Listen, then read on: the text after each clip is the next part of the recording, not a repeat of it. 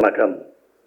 இது ஒரு குடும்ப விழா என்றால் மிகையாகாது. என் குடும்பத்தார் சில பேர் இங்கே உட்கார்ந்துருக்காங்க. அது மட்டுமல்ல, இங்கேயும் அமர்ந்திருக்கிறார்கள்.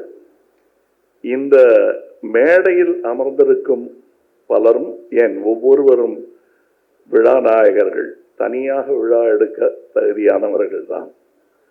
இவர்கள் எல்லோரும் சேர்ந்து விழா எடுக்கும் மனிதரை பற்றி நான் சொல்வது ஒரு கடைக்குட்டியாக இங்கே இருந்து சொல்வதாக தான் எடுத்துக்கொள்ள வேண்டும். இங்கே ஐயா சரவணன் ஐயா அவர்கள் வரவில்லை. அவருடைய மடியை, அவருடைய இடத்தை இங்கே கொடுத்திருக்கிறார். அவர் அதற்கு பதிலாக ஒரு பிரதிநிதியாக அவருடைய கடைக்குட்டி பிள்ளை, நானும் செல்ல பிள்ளை வீசி குகநாதன் அவர்களும் இங்கே வந்திருக்கிறார்கள். இதெல்லாம் என் பழைய நினைவுகள். காரணம், நான் களத்தூர் கமல் என்று அவர் என்னை எண்ணி பேசியதே கிடையாது. நான் 20-21 வயதில் அவரை சந்திக்க செல்லும் போது அவர் கொடுத்த மரியாதை எனக்கு மற்றவர்களுக்கு அப்படி கொடுக்க வேண்டும் என்று தோன்ற வைத்தது. வாப்பா தம்பி என்று கூப்பிட்டுருக்கலாம், ஆனா வாங்க அப்படின்னு தான் கூப்பிட்டாரு. என்ன அந்த குணாதிசயம் சரவணன் சாருக்கே உண்டு. அதனால்தான் சரவணன் சார் இவ்வளவு மதிக்கிறாரு இவரை. ஏன்னா சரவணன் சாரையும் அப்படித்தான் அவர் நடத்தியிருப்பாரு. சின்ன பையனா பார்த்திருப்பாரு. அப்புறம் அவருக்கு அவங்க அப்பாவுக்கு கொடுத்த மரியாதையை அப்படியே அவர் சரவணன் சாருக்கும் கொடுத்திருப்பார். அவர்கிட்ட கத்துக்க வேண்டியது அந்த புன்னகையும் அந்த மரியாதையும். நான் ஏதோ ஓரளவுக்கு கற்றுக்கிட்டு இருக்கேன். என் புன்னகை இன்னும் வரமாட்டேங்குது. வாழ்க்கை சூழல் அந்த மாதிரி இருக்கலாம். பட் அவர் செய்ய வேண்டிய பல விஷயங்களை நாங்கள் செய்ய வேண்டும் என்பதை ஒவ்வொரு முறையும் சந்திக்கும் போது அவர் நினைவுபடுத்துவார். நான் ஒரு 20-21 வயசா இருக்கும் போது நான் டெக்னீஷியனா தான் என்ன நினைச்சிட்டு இருந்தேன். சினிமா நட்சத்திரமாக என் நடிகனாக வருவேண்டான்னு கூட எனக்கு சந்தேகம். சின்ன சின்ன வேஷங்கள் செஞ்சிட்டு இருந்தேன். ஆனா எனக்கு என்னமோ டெக்னீஷியனா இருக்கிறது தான் கௌரவம்னு நினைச்சிட்டு இருந்தேன். அப்ப பாலு மகேந்திரா அவர்கள் முதல் படம் எடுக்க போறார். அவருடைய ஃப்ரேமிங், அதற்கு முன்னாடி அவர் மலையாளத்தில் எடுத்த படங்களுடைய ஃப்ரேமிங் எல்லாம் மாறி போயிடும் இங்க தியேட்டர்ல. நான் சண்டை போடுறதுக்காக டிஆர் அவரை பார்த்தா தான் இதெல்லாம் சரியாகும்னு சொன்னாங்க. நான் போய், என்ன சார் இவ்வளோ கஷ்டப்பட்டு ஒரு பிரமாதமாக இன்டர்நேஷ்னல் லெவலில் ஒரு ஃப்ரேமிங் வச்சுருக்காரு, அதெல்லாம் மாறி போயிடுச்சு. ஒவ்வொரு தேட்டரில் ஒவ்வொரு மாதிரி ப்ரொஜெக்ஷன் பண்ணுறாங்க. அதுக்கு தான் நாங்கள் எல்லாருமே முயற்சி பண்ணிட்டு இருக்கோம். Good, you notice that. அதுக்கு கொஞ்சம் டைம் ஆகும். எல்லாரும் ஒரே மாதிரி செய்ய முடியாது. சென்ட்ரல் ஸ்டேஷன் மாதிரி பரமக்குடி ஸ்டேஷன் இருக்கான்னு கேட்டார். அப்ப அதுக்காக டூரிங் டாக்கீஸ்க்காக படம் எடுக்க முடியுமான்னு எனக்கு தெரியாது. அவருடைய ஆரம்பம் டூரிங் டாக்கீஸ்ல இருந்தாங்க. இல்ல, அதுக்காகவும் படம் எடுக்கணும், அதுவும் வேணும் இதுவும் வேணும் என்று எனக்கு அறிவுறுத்தினார். நான் இந்த மேடையில் பாலுமகேந்திரா அவர்களை பற்றி பேசுகிறேன் என்று நினைக்க வேண்டாம். நான் பாலுமகேந்திரா அவர்களிடம் கோழி மூட்டினேன். ஒன்றும் பண்ண முடியாதுங்கிறாரு, மெதுவாக தான் நடக்குங்கிறாரு. தேவரமங்கல சிவாஜி சார் என்னுடைய பாத்திரத்துக்கிட்ட சொல்லுவாரு, மெதுவா தான் வருவான் அப்படின்னு சொல்லுவாரு. அந்த மாதிரி சொல்லிட்டாரு சார் அப்படின்னு. பாலு அவர்கள் என்ன பண்ணாருன்னா, சரி அது நடக்காதுன்னா நம்ம அதுக்கு ஒரு சட்டம் போடுவோம்னாரு. பாலு அவர்கள் எடுத்த படம் இது இந்த குறை தீர்க்கப்படும் வரை அவர் ஒரு ஃப்ரேம் பண்ணிக்கிட்டாரு. அந்த ஃப்ரேமை எந்த ப்ரொஜெக்ஷனிஸ்டாலையும் மாற்றவே முடியாது. இப்படி நடந்த கூட்டு முயற்சியில் வளர்ந்ததுதான் இந்த இண்டஸ்ட்ரி. ஒருவருக்கு ஒருவர் குறை சொல்லிக் கொண்டில்லாமல் குறையை தீர்ப்பது எப்படிங்கிறதுல முக்கியமான வல்லுநர் டிஆர் அவர்கள்.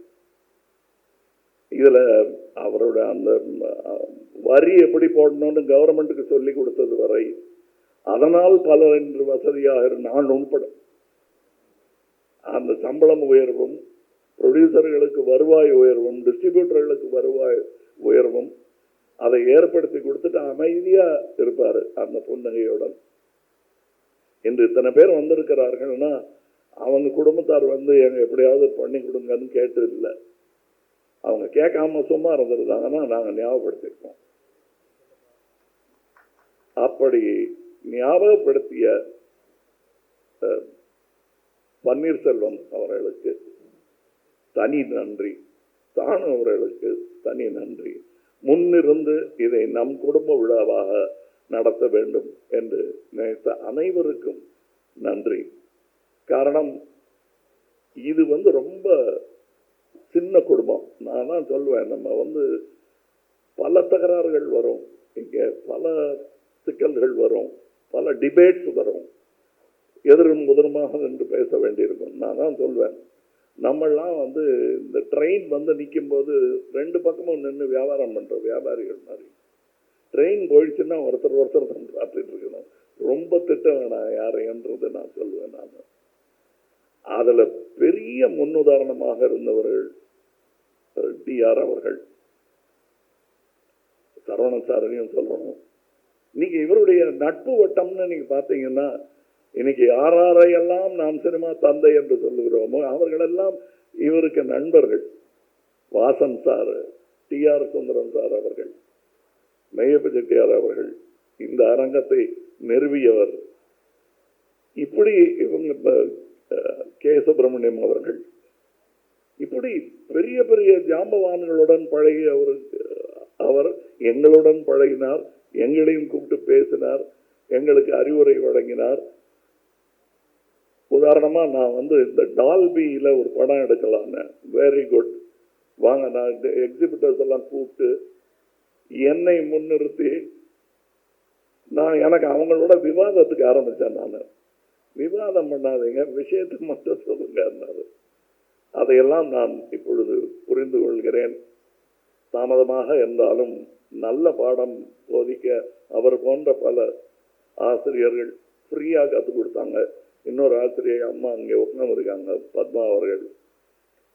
அவங்க கிட்ட போய் ஒரு நாள் கூட நான் கிளாஸ் எடுத்ததில்லை.